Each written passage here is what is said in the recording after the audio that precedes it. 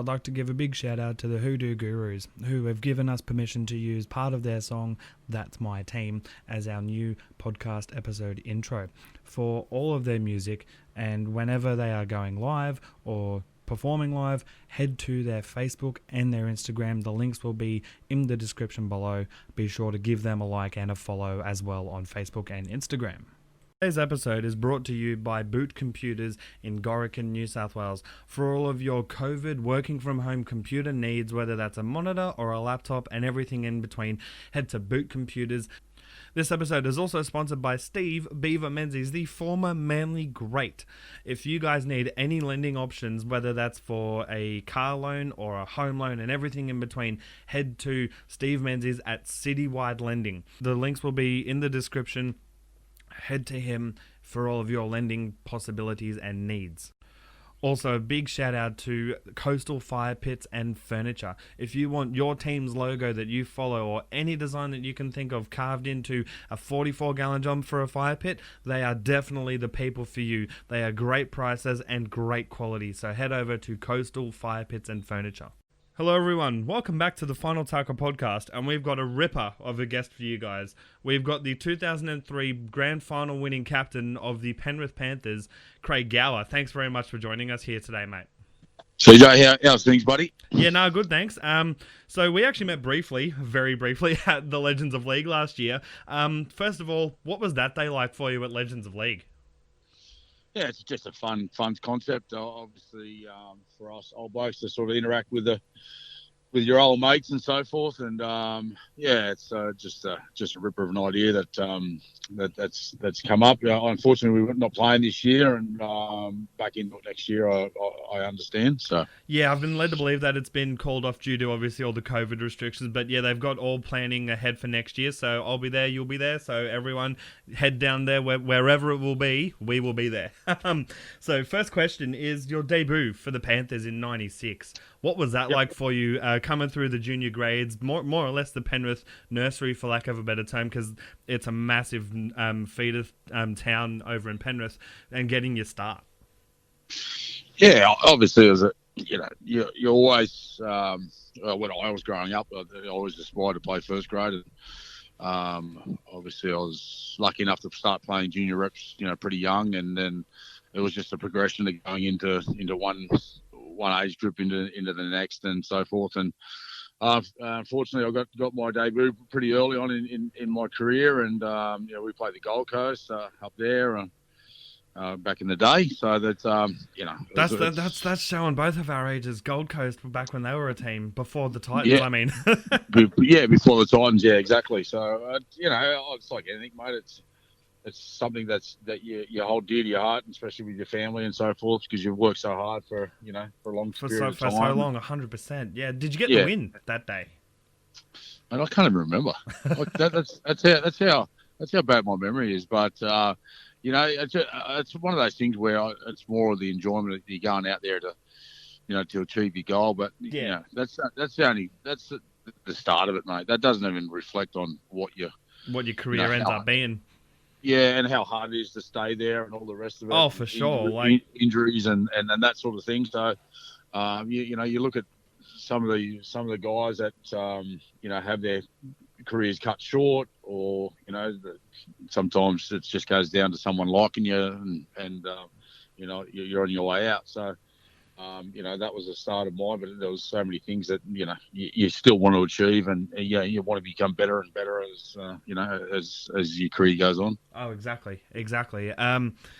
And speaking of career highlights for you with the Panthers, would have definitely been the 2003 Grand Final, because honestly, it was such a shock for many teams and many people, but in a good way, because you guys were going, not gonna lie, terribly the few years beforehand, and you lost your first two games that year, and then you come up trumps and win the Grand Final. What was that whole year and the Grand Final and everything to do with it like for you and the club as a whole?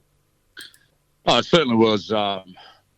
We started off that season pretty ordinary, actually, and I suppose one of those things, it creeps in for your mind is that the year before you, where we actually struggled, and we had Preston come in, and we we had a youth. You talk about the nursery. We had 4 or 5 come through. Obviously Trent Wardhouse, Swaney, Luke Rooney, Lukey Lewis, Shane Rodney, Jolly Clinton.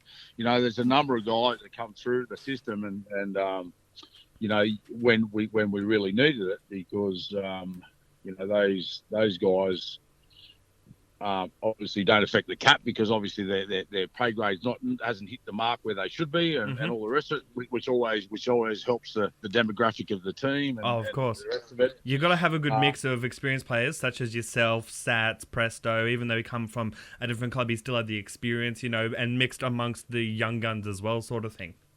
And that's right, and I think that's what sort of we all combined well together. We had a great coach in Johnny Lang who really simplified the way we played. It wasn't like it was as the game was recently being played, where it was just a lot of structure and so forth. There was no structure. It was just a couple of points on the field, and we all just played. We played what we see, which is for me, it was a great way to play. It doesn't hamstring you down to a certain way you can play. So yeah, it was an amazing year. We went on a run where it was just when you took the field, it was just where personally I just thought that we were going to win the game. It just didn't matter who we were playing or where we were playing. I've interviewed a few of the former 03 blokes such as Sats, and Joe Nullival, even Joel Clinton, and even they all said all of them had that belief almost week in, week out. It was we're going to win this week regardless, and that really shines through. Pardon me. What was that? What do you think caused that? Like, it's a good thing though, but what do you think the winning mentality? What was it that sparked it for you guys, and you in particular? I think it comes back to the confidence growing in the team, doing what you need to do on the field. But we won ugly against St George, I think it was, or we got beat, that's how it sort of starts when you have your confidence is that not that high. You sort of just scrounge your way a win somehow where you probably shouldn't have won. You played ugly, and you've just got away with the victory, and then all of a sudden the next week you don't play that well, but you win again, and then you. It's the same thing. You progress, and you're getting better, and you're winning, and then all of a sudden you start to hit your mold, and yep. And fortunately for that, we were on a crazy streak, and that aura of the team just become stronger and stronger, and everyone knew their role, and everyone did their role. No one was bigger than the team, and everyone was good off the field, and all the rest of it. Everything needs to fall into line. It doesn't matter where you are. I think it's in life in general. If things are going well at home or whatever, it follows you to work and all that sort of stuff. Yeah, it follows you everywhere. And it's the other way around. I've had some certainly some highs and lows through my career, and I definitely vouch for that for sure. That's fair. We've got a few questions from fans because I made a post to the Panthers fan group on Facebook, and one of them asks, did Brett Finch eye gouge you in the 03 grand final, or was it just a freak accident, fractured eye sort of thing, because you weren't looking too good at the end of the grand final? Yeah, no, that was just, that was one of those accidental, finger in the eye. Okay, it wasn't intentional sort of thing? No.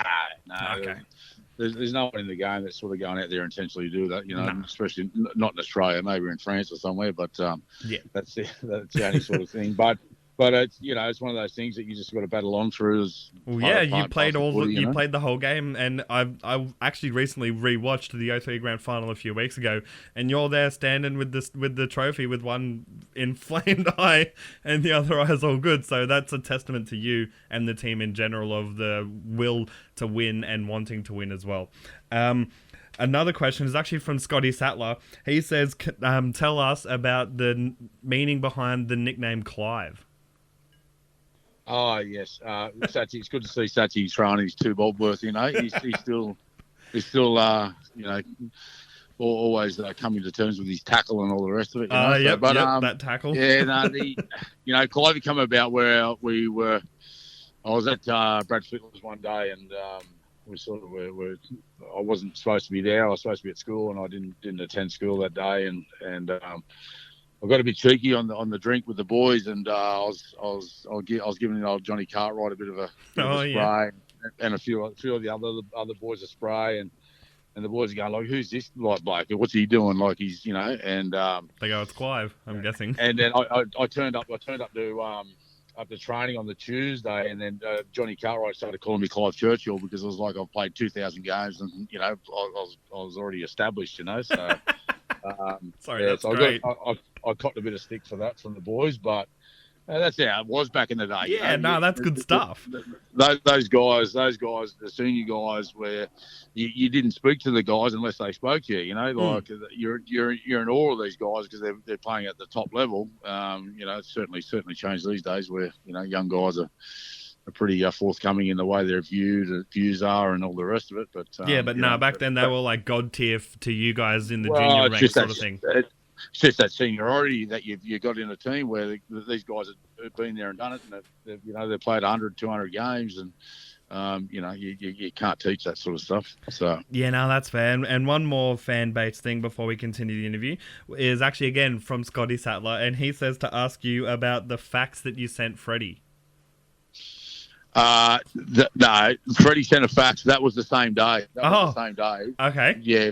Gerds, and because I was being cheeky that day, and Gerds and Freddie sent a fax to my school saying Craig Gower won't be attending school today as he's drinking alcohol and barbecuing with his mates. So that's great. Yeah, so I got called into the head office when I went into school, and they said, "Oh, where were you yesterday?" I said, "Oh, I was crook." Why? He goes, "I don't think you were." I said, "Why is that?" He goes, "Oh, because we received his fax," and he showed me the fax from the boys. So so it's all in one story. Oh wow, that's awesome. That's awesome to hear. Right.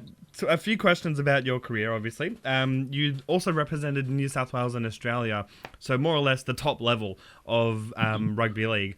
What was that like, getting the call up to the squad for both teams, and what's the lift in intensity difference from regular playing for Penrith to playing for New South Wales and Australia?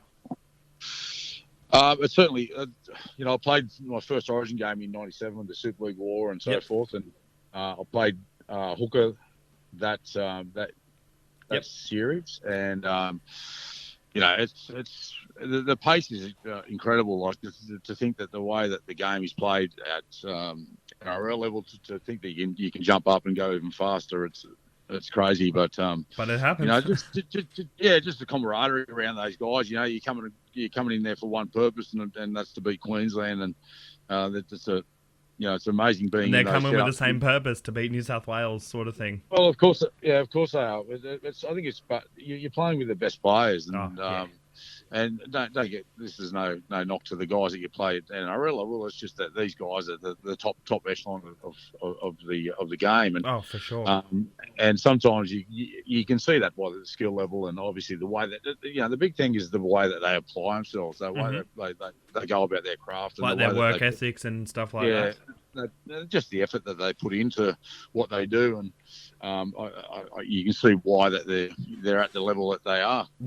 Nice. You then, after your time at the Panthers, went over to France and played for Avignon Bayonnais in the Union from 2008 to 2011, and also got a start in quite a few games for the Italy national team. What was it like with the code switch, and also the switch to a whole other country and culture, and playing rugby union as well?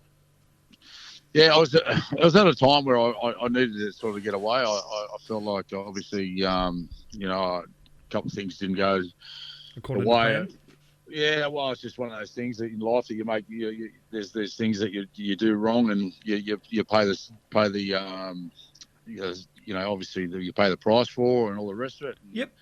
And, and I think it was just a good time for me to sort of to move on, because I felt like I wasn't playing well, all the rest of it. So it was a good change for me. It was exciting. It really sort of leveled me out a little bit because of just the whole culture change. Moving with my wife, all the rest of it. So it was it come at a really good time for us personally, and. it was amazing just to fit in with the boys over there. They were really accommodating, welcoming into their club. Mm-hmm. The first game I played, I thought I played outside centre, and I was thinking, what's going, like, seriously, what am I doing here? And I played like half a game, and I reckon I didn't even sweat, and I was like thinking, what is going, like, seriously, is this the way the game is played? Because I played a little bit at school, but never played any high level stuff, but I feel like I picked up game pretty quickly. When you start out there, you can sort of read the game, and we had Matty Edmonds that playing fly half there, who was obviously Australia. He played New South Wales Waratahs before he went over to Perpignan, and then he went across to Avignon BNA, and then so it was an amazing time for us, and then obviously to play for my family's the heritage with it being the Attained team. It was amazing, and obviously I spent plenty of time with my family over there as well, so that was it was just a fantastic time. We travelled and all the rest of it. So it was, we had our first baby over there. So congrats. It was a cracking, experience, and something that I'll always remember. Oh, for sure. And then you came back over to Australia, played a few games for the Knights, wrapping up your NRL career. What was it like at the Knights, and also coming back from, again, changing from league to union and then back to league? Yep. Well, I injured my knee in a test match overseas, and I had a reconstruction, and then I went to London Broncos after that. That's right. Sorry, yes. Continue. I spent 18 months at London Broncos. I had a falling out with the coach over there because he was a bit of a fuckwit. Bit of a piece of work. Yep. Oh yeah. Just one of those things, and anyway, so that was, sometimes that happens, different personalities and all the rest of it. So. And then Gerds actually seen Wayne Bennett at in transit one day, and he said, he's sort of thinking to come home. He goes, well, I'll take him at Newcastle if he wants, Oh, nice. And that's how it all come about. So effectively, I said I went and approached the Mr. Hughes, the guy who owned London Broncos, and said, mate, I've had enough. It's it's not working here with the coach. I said, I'll just leave now, and just come to terms. And then I come back to Newcastle, which I was really shitting myself with, because at the end of the day, you're coming back, and I was gonna play hook or a half, and I knew the fitness thing was going to be a big thing for me. So for sure, yeah. Yeah, so I actually flew into Dubai for a week and just trained my ass off in Dubai, and I got down to 86 kilos, which is the lightest I've been for since I was 18, 19. Wow. So just because I just knew I was coming in for something, and I had a bit of anxiety about it, because it was just, it's playing NRL to playing over there. It's a different game, and I just, at the end of the day, I just didn't want to embarrass myself, and fortunately we beat the Panthers at home that day, so that was a good thing. That would have been a good thing, but also a bit bittersweet as well. Yeah, it wasn't good for the fans, but I was copping a bit of heat on the sideline, so I thought, here we go. Well, let's we'll see what we can do, and we come away with a victory, which was good, Nice. And a lot of players that I've interviewed have been coached at some point by Wayne Bennett, and obviously there's a thing going around, obviously, called the Bennett effect. Did Wayne Bennett have a good effect on you as a player, mentally and all that sort of stuff? And do you believe that the hype of Wayne Bennett as a coach is very, very real? I think so. I know firsthand how he operates, how he brings players together, how he nurtures players, how he's got the players' best interests at heart. I suppose the only negative times you hear that is when someone's been axed from a club, or they've had a loss or something like that. Or they've got a bit of resentment towards Wayne or whatever. But I've never heard a bad word about him, and I've met him a few times, and I have no bad words to say about him either. So I think it's more just obviously with Gordon, what happened with Gordon's career and the rest of it. But I think it's more the fact that I had a great relationship with him. He's a great guy. He did great things for me, and I wasn't more technical side of things, but he just he just knows what buttons to push and to get the best out of people, and it's evident in the way he's career is gone. Exactly, yeah. You don't win 6 grand finals with one club and then another one with one of the clubs you go to afterwards without, being one of the greatest. So 100% agreed. What are your thoughts on the current rule changes for the restarted season that's just happened? With the going back to one ref, which you played under when it was back when they had one ref, and the 6 again in the ruck. I think it's great. It's stopped the stoppages and the wrestle, and this is where it's really bringing back the creativity of players. And I think it's going to be interesting to see how the younger guys go with this, because obviously they've probably come through their careers playing a lot of structured football. Oh, for sure. Yep. Like the stuff's been. So you go ahead. Oh, no, just saying, being able to realise what opportunities are coming and actually being able to work players over and read the plays. And you seen it even just a little drop off the other day where blokes they're struggling to get there because they're so tired. And that's you need the fatigue in the game. You need that where it can open things up. You don't want to get too loose where they're scoring a shitload of points and like all the rest Broncos of it. and Roosters last week. Yeah, but that's an effort thing, That's not the game, because it's all about how much effort you put in, and it doesn't matter who you're playing against. The commitment needs to be 100% every time you take that field, or you're going to get touched up. That's for sure. And it's never been different. It's never been different. It's just being able to stay in the grind for long periods of time and play for the 80 minutes, and that's so evident now. You start to turn the ball over, you start to get tired. They start to put points on you, and it's hard to come back. And it's going to be interesting to see how it continually unfolds as the season goes on. But I don't think I've watched as much football as over the last few weeks than I have for the last 3-4 years. Honestly, agreed. And first of all, Guru said the same thing. And I also have said the same thing. I watched every game of football last weekend and this weekend that's just gone. It's showing signs, in my opinion, because I grew up as an early 2000s kid. So I definitely was watching the Broncos, all that sort of stuff, the Roosters. And honestly, the way that they've gone about it with the one ref again and the 6 again with the ruck reminds me of back in the 03, 05 and early 2000s period of footy. And I'm loving it. Tangenting a little bit away from that for some fun sort of questions. How do you like your steak? I'm a medium rare now after I've been in France, because they don't cook it. That's how they cook it. There's no way around it. So and I've come accustomed to that style. So, oh yeah, nice. What is your beer of choice? Great Northern beer of choice. Great Northern, yep. I love me a 4X, but if I can't get that, then Great Northern in lieu of. If you could have any superpower in the world, what would it be and why? Superpower. I'd say speed, because that could bring me back to start playing footy again. Oh, for sure. And speaking of footy, if you hadn't have gone into NRL and got your first grade start, what career and or job do you reckon you would have gone and had if you hadn't have been a first grade player? That was never going to happen. So, so don't even worry about that one. Don't even worry about it. It was never in my thought pattern as I was growing up. I had one common goal, one desire, one dream, and obviously thankfully it come true. Oh, honestly, for sure. And a quick question about your thoughts on how the Panthers and the Knights, given that you played for them as well, are going so far with the season and the season restart. Obviously I thought Penrith should have put Newcastle away that first week back.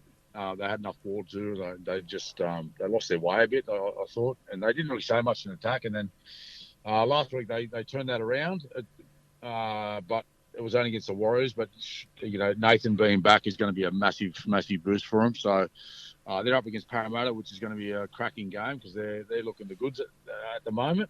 For sure. Newcastle, well, I think they're going to be dark horse. That Bradman Best in the centres, he's amazing. And he really is. I know Freddie had a big rap on him at 16, and he's a big man. You got young Tex Hoy that played really well against Penrith. Ponga was amazing last week. Mitchell Pearce strong.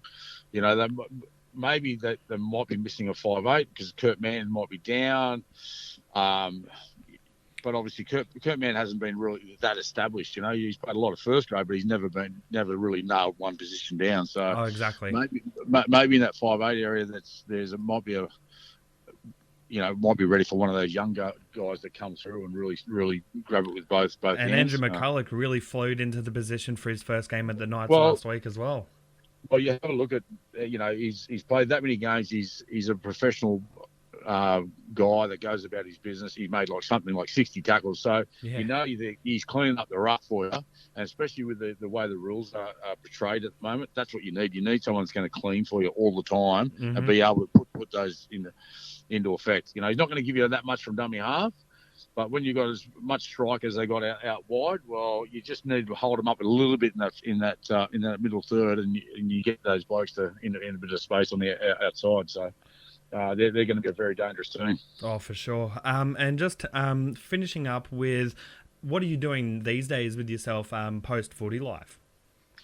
I've got a concrete pump at the moment, concrete pumping business, and been doing that for about 3 years now, and now I'm just working in with Amos Roberts. Yep. Old Amos. He's doing a few things in the construction industry, so I'm just sort of working on a few things at the moment in the Penrith area. So hopefully we get a couple of things over the line, and well, if you'd like, you can by all means plug your business and the name and all that at the moment, right now on the podcast, if you like. It was just Craig Gower concrete pumping, you know. So it's I subbed to a guy in the West who's Steve Wallace. So we're just battling away at the moment, and obviously with this pandemic and so forth. So we're just sort of looking for different opportunities. I'm certainly looking for different opportunities to sink my teeth into, and obviously network and so forth. And that sounds good. All good. Yeah, for sure. I'm just going to end the recording real quick. So I'm going to say thank you very much for joining us here. And everyone, be sure to check out this episode on Spotify, Apple, Facebook, and everywhere that you can listen to podcasts. It'll be available.